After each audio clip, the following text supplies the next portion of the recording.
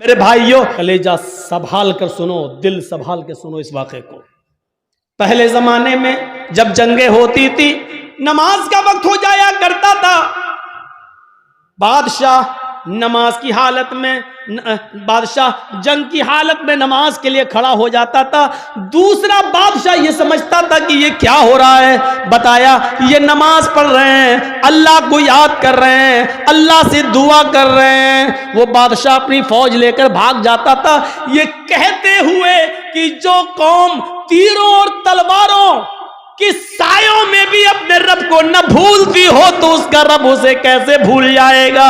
جو قوم تلواروں کے سایوں میں پلی ہوئی ہو، تیروں تلواروں کے سایوں میں جو نماز ادا کر رہی ہو، ایسی پوزیشن میں بھی وہ اپنے رب کو بھول نہیں رہی ہو، اپنے رب کی عبادت کر رہی ہو، پھر اس کا رب ہمارے ساتھ کیا کرے گا اگر ہم نے ان کو اس پوزیشن میں مارا۔ وہ اپنی فوج، اپنے ہتھیار، اپنے گھوڑے، اپنا سارا ہتھیار وہیں پر ڈال کر بھاگ جایا کرتے تھے، یہ کہتے ہوئے کہ اے اللہ والو ہم تمہارا مقابلہ نہیں کر سکتے، اے اللہ والو ہم تمہارا مقابلہ نہیں کر سکتے۔ میرے بھائیوں کل تک ہمارے یہ حالات تھے، آج ہمارے حالات یہ ہیں، ہماری مسجدوں میں نماز ہو رہی ہے لیکن کافروں کی بارات بجتی ہوئی جاتی ہے، ان کے بینڈ بجتے ہوئے جاتے ہیں، ان کے گانے بجتے ہوئے جاتے ہیں، لیکن ہماری اذان کی آواز یا نماز کی قرات بھی ہو رہی ہو تو ان کو کوئی فرق نہیں پڑتا، کیونکہ جب اذان اور نماز کے وقت ہم نے اپنی ٹی ویوں کو بند نہیں کیا ہے، جب ہم نے اپنے گھروں میں ٹی ویاں چلانا شروع کر دی تو پھر کافروں کے دلوں سے بھی ہمارا رعب و دبدبہ نکل گیا، کافروں کے دلوں سے بھی ہمارا رعب و دبدبہ ختم ہو گیا۔ کیوں ہوگا؟ ہم نے کافروں کے دلوں میں اپنی عزت بنائی کہاں ہے؟ کہاں بنائی ہے ہم نے اپنی عزت؟ غزوہ احزاب کا وہ موقع یاد کرو، سنو صرف ایک نماز تھی، بس ایک، وہ بھی اللہ کے رسول صلی اللہ علیہ وسلم نبی کی ایک نماز، اور وہ بھی چھوٹی نہیں تھی، بس صرف اس کا اصل وقت نکل گیا تھا۔ غزوہ جنگ ہو رہی ہے، نام ہے اس غزوے کا غزوہ احزاب۔ اور سنو کلیجہ سنبھال کر سنو، دل سنبھال کے سنو اس واقعے کو۔ غزوہ احزاب، کافروں کی طرف سے تیر چل رہے ہیں، مسلمانوں کی طرف سے بھی تیر چل رہے ہیں۔ یہ جنگ اتنی خطرناک ہوئی کہ عصر کی نماز کا وقت آ گیا، لیکن صحابہ کرام سنبھل نہیں پائے، کوئی ادھر تھا کوئی ادھر تھا۔ نماز پڑھیں تو کیسے پڑھیں؟ ایک ساتھ ہوتے تو چلو آدھے پڑھ لیتے، آدھے جنگ کرتے، پھر یہ جو آدھے پڑھ چکے ہوتے یہ جنگ میں چلے جاتے، جو چھوٹ گئے وہ بعد میں پڑھ لیتے، لیکن کوئی ادھر ہے کوئی ادھر ہے۔ یہ عصر کی نماز کا وقت تھا، عصر کی نماز کا وقت، اللہ کے رسول نماز پڑھا نہیں سکے اور صحابہ ایک ساتھ جمع نہیں ہو سکے، کوئی ادھر سے تیر چلا رہا کوئی ادھر سے تیر چلا رہا ہے، لیکن تیر چلاتے چلاتے چلاتے چلاتے مغرب کا سورج جو ڈوبتا ہے مغرب کی نماز کے لیے، سورج کے ڈوبنے سے، سورج کے غروب ہونے سے تھوڑی دیر پہلے صحابہ کرام نے اس جنگ پر کامیابی حاصل کر لی، یعنی کافروں کو ہرا دیا۔ لیکن عصر کی نماز کا وقت نکل گیا۔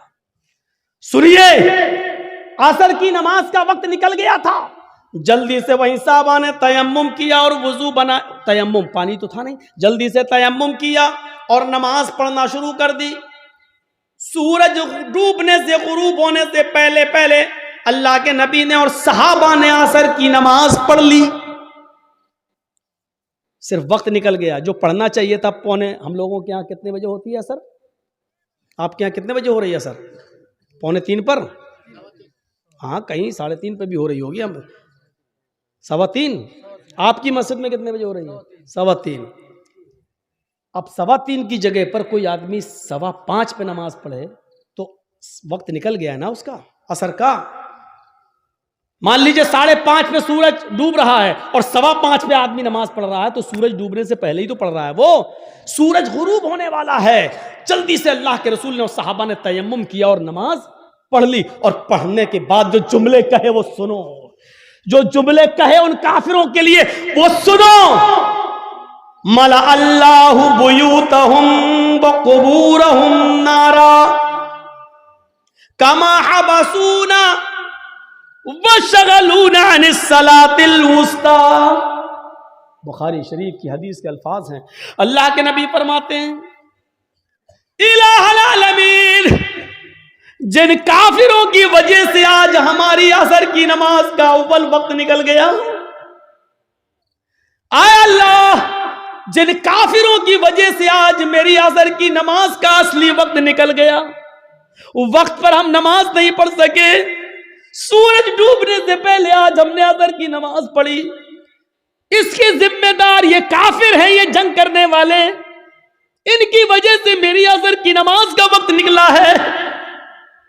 ملا اللہ بیوتہم، اے اللہ ان کے گھروں کو تو آگ سے بھر دے، اے اللہ ان کے گھروں میں آگ لگا دے، اے اللہ ان کے گھروں میں تو آگ سے بھر دے۔ نماز کے وقت اپنے گھروں میں بیٹھنے والوں، نبی اکرم کی اس بد دعا پر ذرا غور کرو۔ ملا اللہ بیوتہم، اے اللہ ان کے گھروں کو تو آگ سے بھر دے۔ صحابہ کرام نے بڑی سے بڑی مصیبتیں جھیلی ہیں لیکن نماز نہیں چھوڑی ہے، نماز ترک نہیں کی ہے، تو پھر وہ بھی نمازی بن جائیں گے، وہ بھی نماز کے پابند ہو جائیں گے۔ اب آپ کو اندازہ ہے میرے بھائیوں، صحابہ کرام مارے کھاتے تھے، اتنا پیٹتے تھے کہ ان کی چمڑی ادھر جاتی تھی، جسم سے خون بہتا تھا، لیکن اس کے باوجود نماز پڑھ رہے ہیں۔ اللہ کے رسول نے کہا زور سے مت پڑھو، آہستہ پڑھو، لیکن پڑھو۔ نماز ایسی کنڈیشن میں بھی معاف نہیں، ہٹے کھٹے تندرست ہیں اور نماز نہیں پڑھتے۔ اور جرأت دیکھو، بہادری، ہمت تو دیکھو، اذان کی آواز آ رہی ہے، کچھ لوگ مسجد میں نماز کے لیے جا بھی رہے ہیں، لیکن کلیجہ اتنا بڑا کہ ان نمازیوں کے سامنے ہوٹلوں پہ بیٹھ کے چائے ہم پی رہے ہیں۔ ہمارا دل اور ہمارا کلیجہ کتنا مضبوط ہے۔ یا اللہ تیرا عذاب کیسے رکا ہوا ہے۔ اتنی بڑی غلطی اگر پچھلے زمانے کی امتوں نے کی ہوتی تو ابھی تک آگ اور پتھر کے عذاب سے وہ ہلاک ہو گئے ہوتے۔ اللہ رب العالمین کا عذاب ہم پر آ کیوں نہیں رہا ہے؟ اس کی وجہ کیا ہے؟ اتنا بڑا کلیجہ، مسجد کے سامنے ہوٹل کے باہر، مسجد کے باہر ہوٹل پہ بیٹھ جائیں ہم، اور نماز مسجد کے اندر ہو رہی ہو اور ہم مسجد کے سامنے سے گزر جائیں سائیکل لے کر اور بائک لے کر۔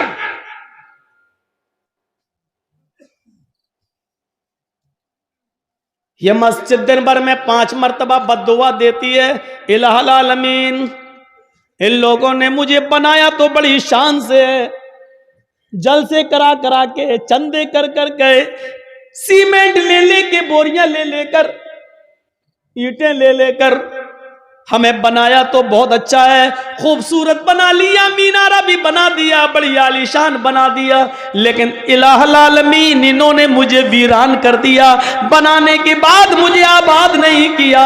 اے اللہ انہوں نے میرا پیٹ نہیں بھرا، اللہ انہوں نے مجھے بنانے کے بعد میرے پاس نہیں آئے، میری گود میں نہیں آئے۔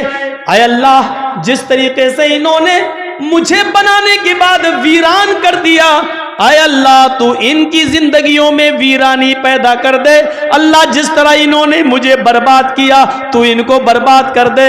اللہ جس طریقے سے انہوں نے ہمیں بنا سوا کر درست کرنے کے بعد ہمیں بھلا دیا ہے، اے اللہ تو ان کو بھلا دے۔ میرے بھائیوں یہ مسجدوں کی کہیں بد دعاؤں کا نتیجہ تو نہیں جو ہمارے حالات یہ ہے۔ میرے نبی نے کبھی کسی کو بد دعا نہیں دی، مار کھایا پھر بھی معاف کر دیا۔ نبی کی بیٹی کو جس نے پیٹ پھاڑا، حبار ابن اسود نے تیر مار کر، نبی کی بیٹی زینب کے پیٹ میں حمل تھا، بچہ تھا، تیر پیٹ میں لگتا ہے، بچہ گر جاتا ہے۔ زینب مدینے پہنچتی ہیں، ہوش میں آتی ہیں تو ان کو پتا چلتا ہے کہ میرے پیٹ کا بچہ گر گیا ہے، ضائع ہو گیا ہے۔ اس صدمے کو وہ برداشت نہ کر سکی، انتقال کر گئی۔ 10 سال کے بعد جب حبار ابن اسود سامنے آیا اور مدینے میں اللہ کے نبی سے معافی مانگنے لگا کہ مجھے معاف کر دو، میں بھی مجرم ہوں اور آپ کی بیٹی کا قاتل ہوں۔ 10 سال پہلے آپ کی بیٹی کے پیٹ میں تیر مارا تھا، حمل گر گیا تھا۔ نبی اکرم کی آنکھوں میں آنسو آ گئے، بیٹی کی یاد آ گئی، رونے لگے، لیکن کہتے حبار میری بیٹی کے قاتل میں نے آج تک اپنے لیے اور اپنے خاندان کے لیے کبھی بدلہ نہیں لیا۔ آج تو نے معافی مانگی، جا، میں نے تجھے بھی معاف کر دیا، جا جا جا حبار، میری بیٹی کے قاتل، میں نے اپنی بیٹی کے قتل کا خون معاف کر دیا۔ وہ حمزہ جو نبی کا چچا، اور ہندا نے پیٹ پھاڑا، ناک کاٹی، کان کاٹا، زبان کاٹی، اور اسی میں دھاگا ڈال کر ناک، کان، زبان کا ہار بنا کر اپنے گلے میں پہنا۔ وہ ہندا جس نے حمزہ کا پیٹ پھاڑ کے کلیجہ نکالا اور چبایا، ہمت نہیں کر سکی اس کو کھانے کی، تھوک دیتی ہے۔ کٹی ہوئی گردن، پھٹا ہوا پیٹ، نکلا ہوا کلیجہ، کٹی ہوئی ناک، کٹا ہوا کان، کٹی ہوئی زبان۔ یہ لاش جب نبی کے سامنے آئی تو آپ کی آنکھوں میں آنسو آ گئے اور کہا اے حمزہ، قیامت تک جتنے بھی لوگ اللہ کی راہ میں قتل کیے جائیں گے یہ شہید ہوں گے، لیکن تو قیامت کے دن سید الشہداء بنا کر اٹھایا جائے گا، تمام شہیدوں کا سردار بنا کر اٹھایا جائے گا۔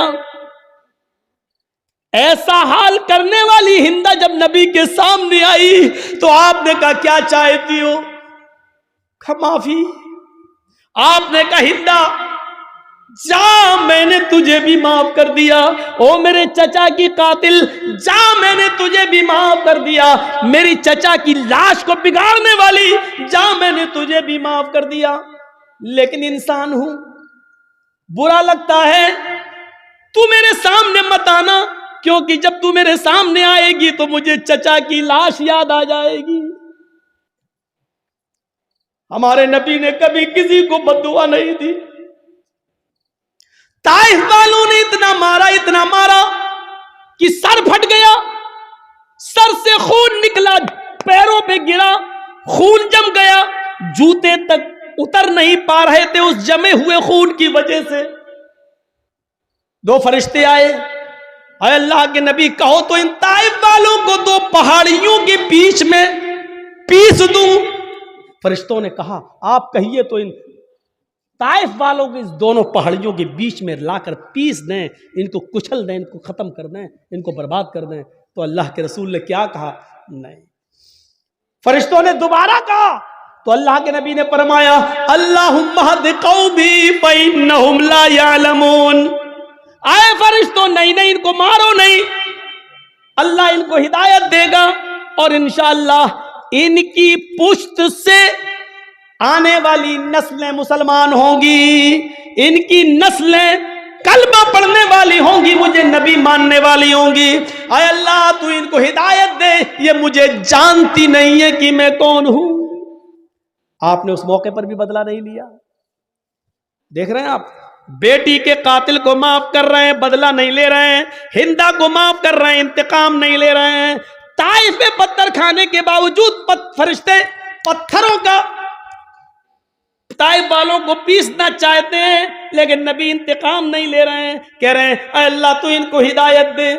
مار کھا کر دعائیں دینے والے نبی، لیکن آج اصول دیکھو، جس نے کبھی بد دعا نہیں دی آج وہ بد دعا دے رہا ہے۔ کیا کہہ رہا ہے؟ ملا اللہ بیوتہم، اے اللہ ان کافروں کے گھروں کو آگ سے بھر دے، اس لیے کہ آج انہوں نے میری بیٹی کو قتل نہیں کیا، میرے چچا کا کلیجہ نہیں نکالا، ناک نہیں کاٹی، کان نہیں کاٹا، انہوں نے آج مجھے نہیں مارا، بلکہ آج ان کی وجہ سے عصر کی نماز کا وقت نکلا۔ غور کرو، بیٹی کو مارا تو اس کو معاف کر دیا، چچا کا کلیجہ نکال کے کھانے والی کو معاف کر دیا، لیکن جن کی وجہ سے عصر کی نماز چھوٹ گئی، وقت پر نہیں پڑھ سکے، ان کو معاف نہیں کر رہے۔ اللہ کے نبی کہہ رہے ملا اللہ بیوتہم، اے اللہ ان کے گھروں کو تو آگ سے بھر دے، اور جب یہ مر جائیں آگ میں، اور جب ان کی قبروں، جب ان کو دفن کیا جائے قبروں میں، تو قبورہم، اے اللہ مرنے کے بعد بھی ان کو بخشنا نہیں، ان کی قبروں میں بھی آگ لگا دینا۔ کتنی ڈینجر بد دعا ہے، اندازہ لگاؤ، نماز جن کی وجہ سے چھوٹ رہی ہے وہ بھی سوچیں۔